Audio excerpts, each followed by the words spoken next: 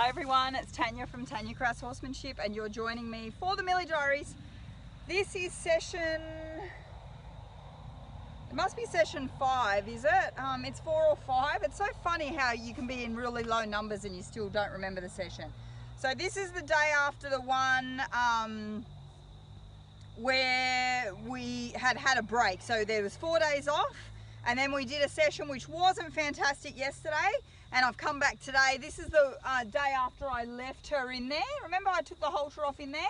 And so we're just gonna take it from the top. I've done nothing other than get her in the arena, put the halter on, and we're gonna go straight into it. And I've changed the angle of the camera so you can actually see straight on what's happening. So we're gonna do the pass through.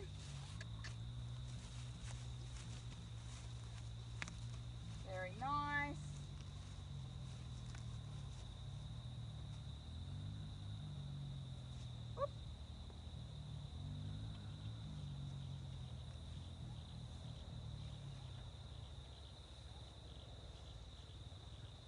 Pass through.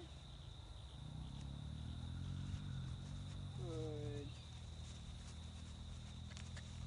I'm going to ask her to go back through and then stop. Good. She anticipated that then.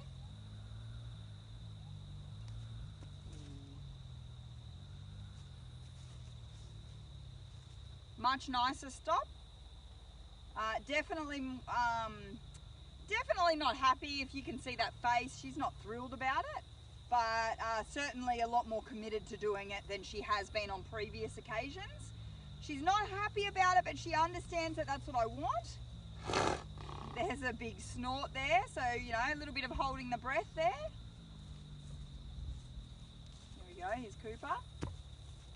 And I quite like that. She's quite happy to stay in there. And now she's slowly backing out because obviously Cooper's come up. But she didn't do it quickly or abruptly or anything like that.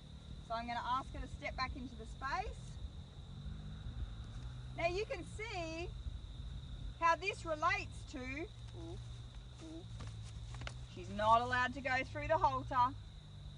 You can see how this relates to, if she backed off the trailer, all I would do would be ask her to get back in the trailer, okay?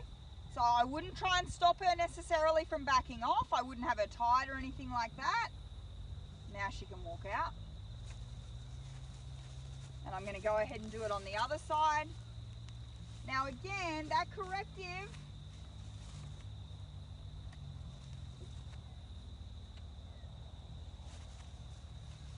Cooper, no.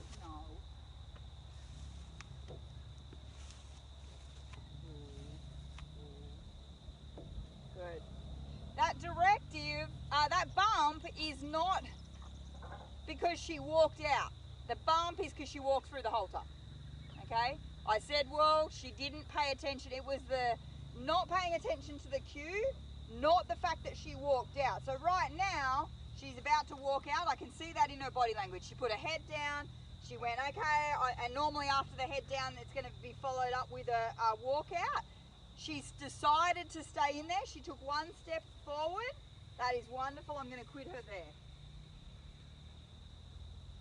Good girl. I don't mind that adversity of having Cooper there, and I'll explain that in a minute. I know I keep stressing in every video, and stressing is the correct terminology to you guys. That bump on the halter is not because she walked out of the gap. Had she just walked out of the gap then, when I could see it coming, she put her head down, and normally they go, oh yeah, no, I'm just going to walk out of here. You can see all the release of tension that's happening there. She's really moving that jaw. If she had walked out then, I wouldn't have even bumped on the halter because I didn't put a cue in to say don't walk anymore. I actually stood there and went, okay, if you're going to walk out, you're going to walk out, and we'll readdress it in a minute. What happened here the first time was I went, whoa, and she went, oh no, I can't stop, okay? So to me, that's a dangerous thing, teaching her that she can walk through the halter is far more dangerous than the little bit of anxiety she's going to get from me stopping her in between the barrel and the fence, especially because we've done it. Remember that we've done all these all these training sessions with her. Sorry, I just had a horse chase another horse, and I don't like it. I mean, when they're out in the paddock and they do it, that's fine. But she was actually at the gate trying to get in the arena gate, and another horse sort of chased her towards the gate. I don't like it when they bustle around the structures, the arenas and stuff. That's exactly how Boogie got hurt. So I corrected that behaviour by just sending him off and chasing him away from her. So yeah, we built it to that. Remember, I didn't, the first time and even the second time, I didn't ask her to stop in there. It was only after she'd been passed through a few times, and then when I asked her to stop, when she chose to walk out, I allowed it to happen. So there was a building process before I started saying, oh no, actually I want you to stop, and oh no, I don't want you to walk through the halter. So just be aware of that. Here she is back, checking in, saying, is that all we had to do today?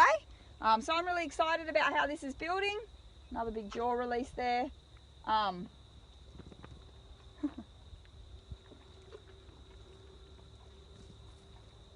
Very good.